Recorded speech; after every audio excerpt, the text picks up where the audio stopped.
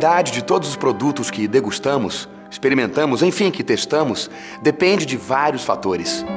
E os cuidados que garantem a qualidade do produto final são necessários ao longo de todas as etapas de processamento. Alguns desses cuidados devem ser tomados desde a primeira etapa, na origem, na colheita da matéria-prima. Da mesma maneira, a realização e o sucesso de exames laboratoriais que utilizam sangue, soro ou plasma dependem da qualidade das amostras obtidas.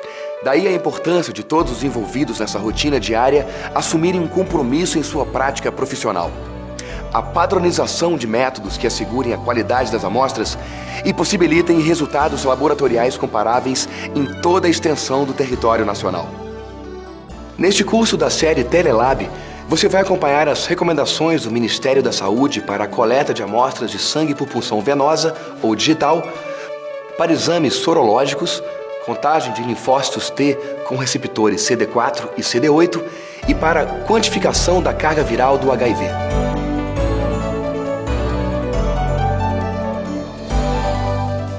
O que é necessário para realizar a coleta de amostras de sangue com qualidade e segurança em unidades laboratoriais? Na verdade, para a realização de qualquer atividade ou rotina de trabalho, é fundamental ter cada etapa passo a passo escrita. A essa descrição, damos o nome de Procedimentos Operacionais Padrão, ou POP. Para cada tipo de coleta, deve haver um POP específico. Isso porque, ainda que algumas etapas sejam as mesmas, existem variações no tipo de amostras e nos insumos utilizados, lancetas, agulhas ou tubos. Sempre que houver alteração em qualquer procedimento, técnica ou fabricante de insumo, o POP deve ser atualizado. Acompanhe agora como se faz a coleta de sangue desde a chegada do paciente, personagem principal de nossa história. Senhor Antônio Souza Neto. Antes de tudo, o paciente deve ser cadastrado. Esse cadastro deve conter a identificação do paciente, os exames que serão realizados e dados do solicitante, eventual indicação de urgências e outras informações adicionais. A identificação é feita sempre e obrigatoriamente por meio de documento com foto. Você pode ver em seu manual Telelab todas as informações que devem constar do cadastro. Elas serão úteis, inclusive, para auxiliar na rastreabilidade do exame e na recuperação do histórico do paciente. No caso de testes rápidos, feitos com conjuntos diagnósticos fornecidos pelo Departamento de DST, AIDS e hepatites virais, você deverá adotar obrigatoriamente os formulários padronizados pelo departamento. É importante ressaltar que o paciente deve ser tratado sempre com respeito, simpatia e cordialidade. Bom dia. O que era para o senhor? Exame de sangue. Para marcar ou fazer agora? Fazer agora. Já durante o cadastramento, o paciente deve receber orientações importantes antes da coleta. Qual foi o horário da sua última refeição? Você deve aproveitar esse momento para informar o paciente sobre a necessidade de jejum para alguns exames e que na coleta, exemplo do momento do cadastro, será exigido um documento de identidade com foto. Não esqueça de trazer o documento no dia da coleta. Veja agora como colher amostras de sangue por punção venosa.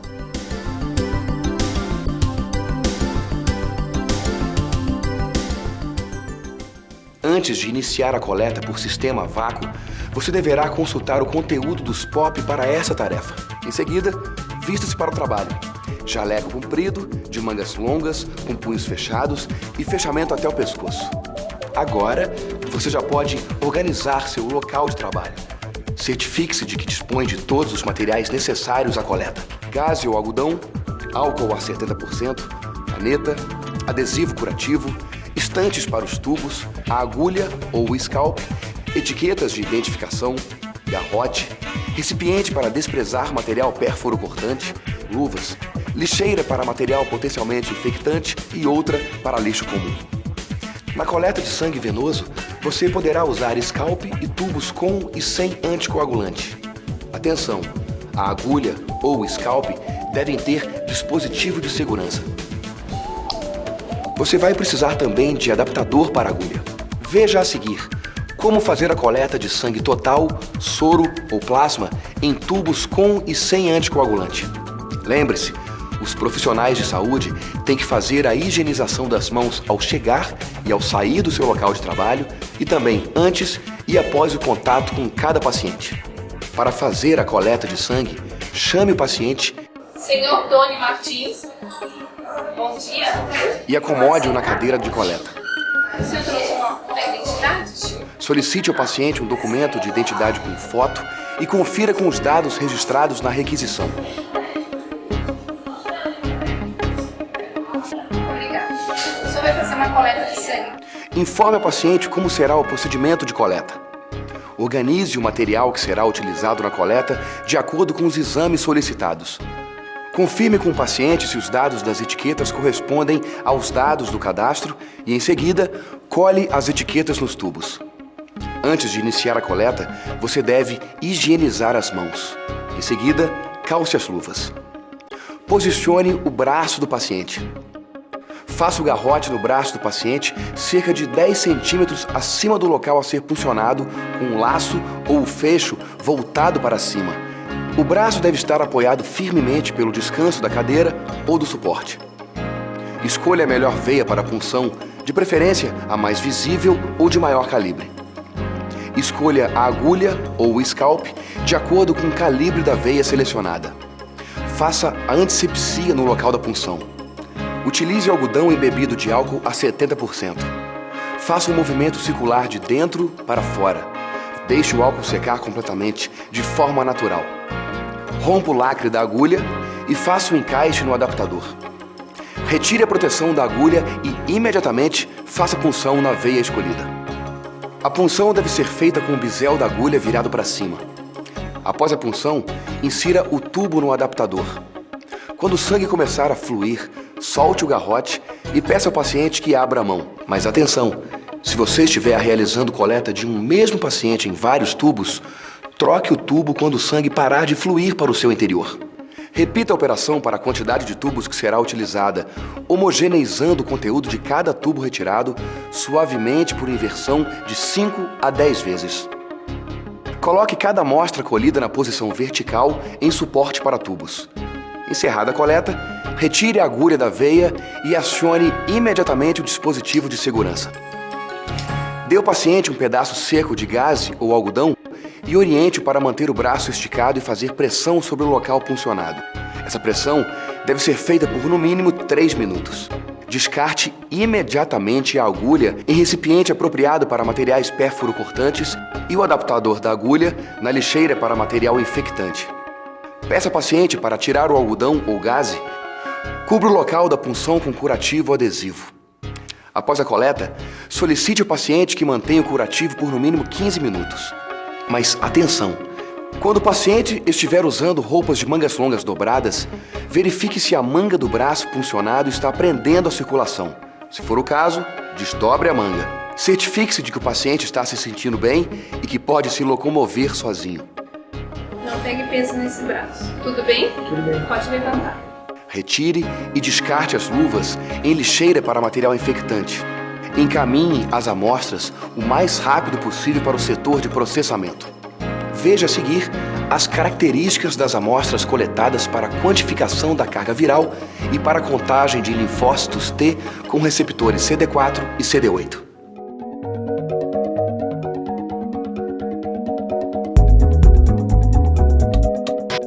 A coleta de amostras para a contagem de CD4 e CD8 e para a quantificação da carga viral é feita por punção venosa. Você já viu a descrição dessa rotina por sistema a vácuo. Não é necessário jejum do paciente para colher essas amostras. Para esses exames, colha 5 ml de sangue em 3 tubos contendo EDTA como anticoagulante. Desses 3 tubos, um será usado para a contagem de linfócitos e 2 serão usados para a carga viral. Em recém-nascidos, pode ser colhido volume menor em tubos apropriados. Veja agora como obter o plasma para a quantificação da carga viral. O mais rápido possível após a coleta, centrifugue os 2 tubos durante 15 minutos. Em seguida, fracione o plasma em alíquotas de 1 ml em tubos estéreis e identificados. Se não for possível fazer o teste no mesmo dia, armazene a menos 20 graus Celsius por um período máximo de 72 horas. Para armazenar o plasma por um período indeterminado, a temperatura deve ser de menos 70 graus Celsius. Se a separação do plasma não for feita no local de coleta, os tubos com sangue total devem ser enviados em, no máximo, 4 horas. Esse tempo é necessário para o transporte, recepção e conferência das amostras e separação do plasma no tempo limite de 6 horas. E qual amostra deve ser utilizada para a contagem de linfócitos T, CD4 e CD8? Você vai utilizar o sangue total colhido em um dos tubos com anticoagulante EDTA. Após a coleta, a amostra deverá ser processada em um período máximo de 48 horas. Para isso, é necessário que seja armazenada em temperatura entre 20 e 25 graus Celsius. No próximo segmento, como fazer a coleta de amostras de sangue em papel filtro.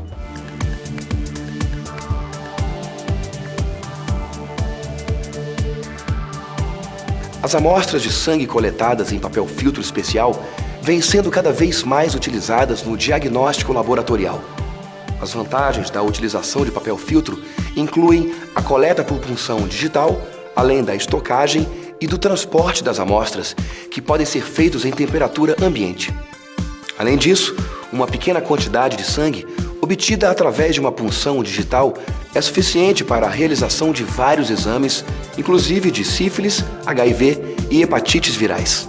Mas note bem, os riscos biológicos na coleta de sangue em papel filtro são os mesmos dos outros métodos de coleta. Os cuidados de biossegurança são os mesmos já descritos nesse vídeo. Os cuidados com o cadastro, o atendimento ao paciente e a leitura dos POP devem ser rotina também na coleta em papel filtro. Comece sempre organizando seu local de trabalho, verificando os materiais necessários. Lembre-se de fazer o registro do paciente, conferindo sempre a identificação do paciente por meio de documento com foto. Por favor, a sua identidade? Da mesma forma que na punção venosa, chame o paciente e solicite a requisição dos exames. Confira os dados do documento com os do cadastro. Peça ao paciente para lavar e secar as mãos. Acomode-o na cadeira de coleta. Peça que confirme se os dados na etiqueta de identificação são dele. Identificação do seu exame. Forneça explicações sobre a coleta da amostra. Gotejamento. Colocar aqui nesse papel filtro. Antes da coleta, você deve higienizar as mãos e, em seguida, calçar as luvas. Mesmo com luvas, jamais encoste nos círculos do papel filtro que receberão as amostras. Veja agora como fazer a punção digital. Para coletar a amostra, escolha o dedo médio, o anelar ou o indicador, priorizando que não tiver feridas ou calos. Se a mão do paciente estiver muito fria, peça a ele que friccione as mãos ou faça massagem suavemente para aquecê-las. Você também pode utilizar uma toalha umedecida em água quente. Segure a mão do paciente com o lado da palma para cima. Pressione levemente a mão no sentido do punho para o dedo.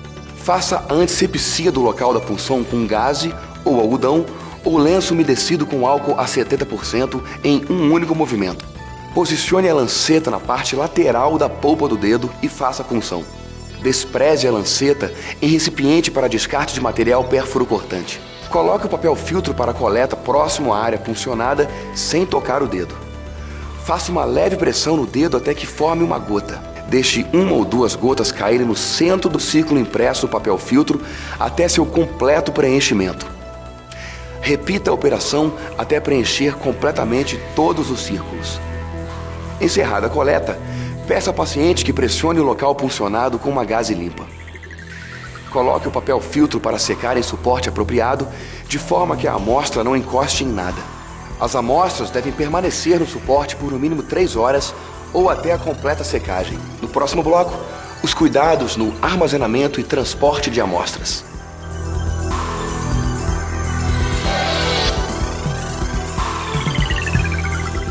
O transporte de materiais biológicos deve seguir padrões de conduta.